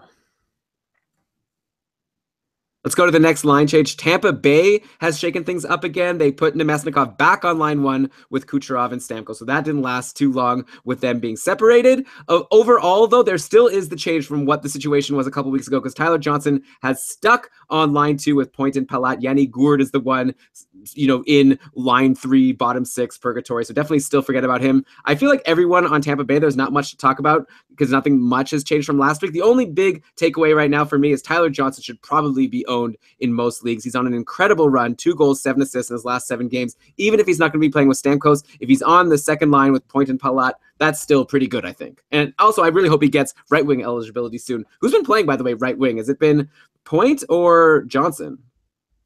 I don't know. All right, well, someone should look into that and give the other person right wing eligibility. And then at us, so we know also. Tyler Johnson, no question. Like we noticed when he was up there that he was the obvious ad. I hope you got him. If he's still somehow available, the people in your league are sleeping on him. Go get him. Yeah, for sure. Looking good. Okay. People were excited about Gaborik on line 1 in LA earlier this week. We talked about him on our Patreon cast on Thursday, but that appears to be over right now. So if you jumped and were excited to grab Marian Gaborik, I think he had a 2-goal game on Tuesday. But yeah, last game, at least, the Kings appear to have put Kopitar with Tanner Pearson and Tyler Toffoli for a lot of the game. So a big shift from what they've been doing for most of the season. With the way Kopitar has been crushing it this year, I feel like anyone playing with him it's equivalent to playing with Crosby. Like, you want to add these people. I feel like Pearson and Toffoli, who were already pretty decent fantasy owns before, are like must owns for as long if it continues at all. But yeah, for as long as they're playing with Anze Kopitar, like Toffoli already has 22 points in 31 games, even though he spent a lot of the season bouncing between line 2 and line 3, not getting top power play time. He's still doing well. Brian, we dropped him at one point in our joint league. I feel like maybe we shouldn't have done that, especially if he's going to be on line with Kopitar. We're going to really regret that. Tanner Pearson scored a goal and had an assist yesterday. He's on a run of 2 goals and 5 assists in his last 6 games. So he's on fire. I feel like both of these guys, Toffoli and Pearson, should be owned if they're going to be playing with Kopitar. Do you concur? I concur. Both these guys, like you said, were already decent fantasy owned. So we did, like we talked about, this snoozing this at times. Toffoli was like, do I have to drop him because he's done nothing for so long? And Pearson was like, stream him every time he gets on a roll. Right now is a great time to have either one of them. Right. And then, Brian, are you nervous as a Dustin Brown owner in the Cacuffle? I like know your team by heart. I feel like I know every single player on your team. I'll bet you that I know more of your players than you know my players. But, I that's would just how our not even friendship take goes. that bet. Oh, What'd I you wouldn't say? even take. I wouldn't even take that bet because you're absolutely right. I don't know that I can name three of your Cupful players. Oh, man. And I like ask you about my team all the time. I send you screenshots. But that's okay. I understand that, to me, like you're my best friend. It doesn't mean I have to be your best friend. That's okay. I'm Anyway, glad you're realizing this. so as a Dustin Brown owner, are you nervous? Or is this all very premature? It's like one game. But yeah, like Brown was obviously having such a great season. I mean, he has been, of course, still is like 26 points in 31 games, but it's all playing with Kopitar. I feel like if he's on line two with Kempe and whoever, that's a big downgrade. Yeah, that is a big downgrade. Brown still has 5 points in his last 4 games. His time on ice is down a bit. So, like, I am a touch concerned as a Dustin Brown owner, but not enough to act on anything just yet. Like, this could all change right back as quickly as it started. Here I am calling back to me, not getting so upset about lines changing for 1 or 2 games. But that said, anyone such as myself who owns Dustin Brown should absolutely be monitoring closely to see where this goes. Yeah, maybe there's like a sell high window just based on his numbers. If you see word that LA is happy with this new configuration and they're going to stick with it for a while, like definitely don't, like you're saying, like go crazy after one game of a line change. It was even like partway through the game. But yeah, if Dustin Brown's off the first line, that means it's time to probably let go of him and try to get some return for him. Maybe it will not matter. Anyways, of course, the big reason that we're talking about who's playing with Kopitar is we have to mention Kopitar is having such an amazing season, 38 points in 31 games at this point. Do you think that he can keep this up? Is this production sustainable or fleeting from Andrei Kopitar? Sustain. Oh, actually, I don't know. Evan, you just thrown this at me. Did I miss this? It's in the notes. Oh, I missed it. I italicized it. I missed it. I missed so little. You also missed my 2 games and a bunch of points for Tyler I Johnson. caught some other stuff. And you missed knowing the players on my cup. Okay. Team. No, I'm not going to say it's. No, not sustainable. He's shooting 21%. That's almost double his usual shooting percentage. His on ice shooting percentage is high, mostly probably because of his own inflated number. His IPP is higher than it's, well, I mean, it could stay this high. We'll see if it hangs there. Do you know, by the way, the Kings are paying him $13 million this year, so I sure hope he can keep producing at a similar clip, but I'm not putting him down as a 100-plus point player. I'd be more comfortable having him around 80. Okay, that's still really good. And by the way, still really good. And I'm wondering if that's still the high end. I'm still gonna go with it for now. Yeah.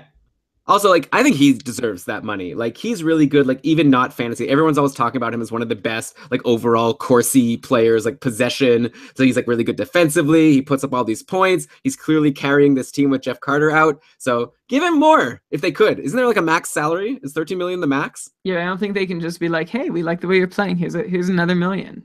They should. Maybe a bonus. I don't know what the max was. It depends on when he signed it, I think. Okay. Well, anyway, all right. So that's it for line changes. Before we close up the show, I'll bring up a couple hot streaks and cold streaks for you, Brian. You can let me know if you think these players are going to continue to be hot or if you think they're going to continue to be cold and what people should do. Okay, so let's go to Nashville. Fiala, Turris, and Craig Smith. This line has been doing really, really well. Fiala's on a 4-game point streak, 3 goals and 2 assists in that span. Kyle Turris, a goal and 5 assists in his last 4 games. Craig Smith had a big 2-goal and 1 assist game versus Boston on Monday. No points, but 6 shots on goal in his game yesterday. Do you think that all 3 of these players, Fiala, Turris, and Craig Smith, are worth owning right now while they're on a line together and clicking so well? Yeah, you could go for either guy. Craig Smith, of course, still doing well on the power play as well. I would probably take him first of the group, then Turris, then Fiala. You take Craig Smith first? Yeah. Why not? Wow. I would have thought he'd be last. Why? I don't know, like Fiala. He's been on our radar for like 3 weeks now. Oh, okay. Well, they're all good. I think Kevin Fiala is exciting, and Kyle Turris is probably the main one. He's Kyle Turris. He's the only one that would have been drafted going into the year. But who's on the top power play? Well, anyways, okay. Oh, are you asking? Okay, let me check. That's what I'm assuming. You're assuming that it's Craig Smith? I hope I'm not making an ASS out of you and me. In the last game, they had Arvidsson, Forsberg, Yarncroc, and Craig Smith. What are they doing? Oh yeah, well, because Ryan Johansson is injured. Very interesting. Guys, you are hearing a Keeping Karlsson episode being produced like in real time. And I'm not going to edit this. Whatever. The Nashville talk. This is how it goes sometimes. Sometimes you don't know who to add. You don't know who's better. But I'm just telling you, Fiala, Turris, and Smith are doing well. Take a look and see if you can fit any of them into your roster next week when they play. Brian, okay, let's go to Edmonton. Who is Jujhar Khaira? Like, I've never even heard of this person, but he had 2 goals yesterday at Montreal. He's playing with Draisaitl and Strome. He has 9 points in 16 games so far, and actually all of his 9 points are in his last 10 games, so he's on a really great run. Who is he? Is he good? Should people add him? I wasn't planning on looking up how to pronounce his name, but now I am. I'll take a minute here. What made you change your mind? Like, you said it differently than I imagined it, so. What would you have said? What did I say? Jujhar Khaira. Khaira. Yeah, you got it. Good nice. job. Khaira is a 23-year-old. He's a 3rd rounder of the Oilers back in 2012. He did very little in his first couple pro seasons playing in the AHL, but then took a pretty big step forward last year. He had 8 goals and 12 assists for 20 points in 27 games with AHL Bakersfield. And then he did get 10 games with the big club. Didn't do much on the score sheet, but he did look respectable. His scoring log looks pretty funny. Like you look at it, I'm like, oh, well, maybe he's playing with like my first thought is, who is he getting points with? Who are the guys he's cashing in with? Ryan Strome, Johan Ovitu, Zach Kassian, and Chris Russell. Those are names that aren't easy to cash in with. However, those also indicate that that's who he is on the ice with, so that's not great. This run for Khaira has seen him pick up 4 goals on 14 shots in his last 6 games, not counting tonight, in which the Oilers were shut out by Curtis McElhinney, but maybe he got a couple shots. I haven't checked it out. His shooting percentage is up near 30% on that run, though, so not totally sustainable. Look, I think the scouting report I've read on him that seems to be the most consistent is a middle or bottom 6 power forward. That's what his deployment is still showing. I'm staying pretty cool to him. And before we move on completely on the Oilers, Elon, congratulations to Leon Draisaitl on notching his first power play point of the year. Way to go, Leon. Way to go. Hopefully there's more to come. Yeah, obviously it's great for Khaira playing with Draisaitl, but probably not so great for Draisaitl playing with Khaira and Ryan Strome. He was probably expecting better deployment when he started this season. Brian, this is a name that I didn't put in the doc, but I just wanted to ask you right now, so you'll have to do this off the cuff. Have you heard of this person, Evan Rodriguez on Buffalo? He has 2 goals today. Looks like he's playing on the top power play. I know that we're going to be getting this question soon. Anyways, after this great game, should people be looking at him, and do you know who he is? I actually already had him up to talk about. I was going to throw him in at the end of the show. Yeah, 2 goals, 1 on the power play. He also managed an assist in the game before this against Chicago. So good for him. I'm not sure if he's on the top power play, though. He hasn't, like, I was checking out the lines live over at Dauber Hockey's using the Frozen Pool line combo, and he's not consistently on the top power play configuration, but he has found his way in there. He's also playing at even strength with Sam Reinhart and Scott Wilson, which doesn't make for a great spot on the depth chart either. Fun to see him score. I guess we'll have to keep an eye on him. Okay, yeah. Well, I'm looking at their real-time line combos for today's game, and it's definitely been Eichel, Evander Kane, Sam Reinhart, and Evan Rodriguez on the top unit. I'm assuming also with Rasmus Ristolainen. Kind of strange that you're not seeing Ryan O'Reilly or Kyle Okposo on that unit. Man, these Buffalo players, so disappointing. O'Reilly and Okposo. Come on. I'm still holding on to O'Reilly. But he has an assist actually today, but still frustrating. Okay, a couple cold streaks, then we'll end the show. Zetterberg kind of sucks now. He has only 1 assist in the last 5 games. I know going into the season, you were saying that Zetterberg is the one Detroit Red Wing forward that you would want to own, or something like you said he's the best one. At this point, like that's no longer the case, right? That is not.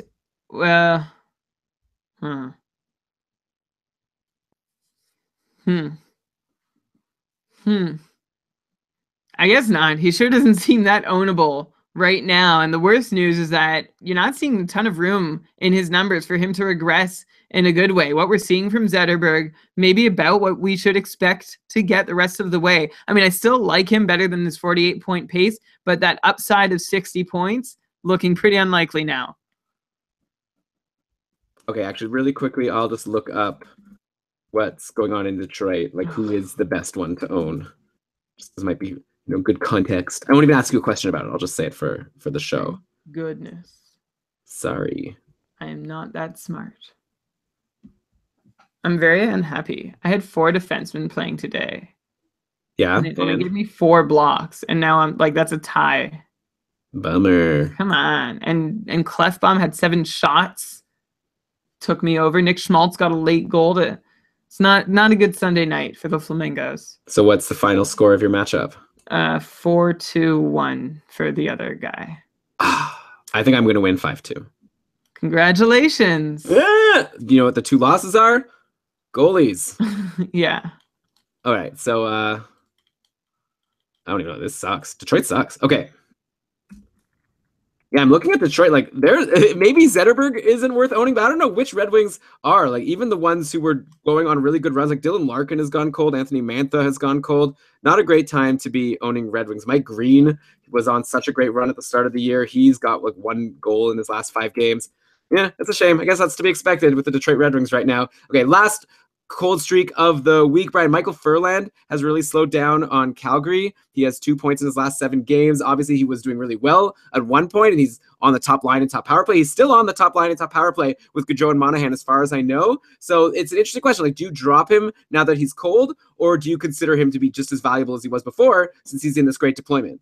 Yeah, but how valuable was he before? Like, he was not worth adding until the run he'd been on a couple weeks back that caught our attention. So now Furland is back there. He's back to being an unlikely contributor despite an outstanding deployment situation. Maybe he's got a better shot than the other guys in a deeper free agent pool to put in a point on any given night because of who he plays with and the time he gets on the power play. But aside from that, no, there's nothing terribly exciting about him.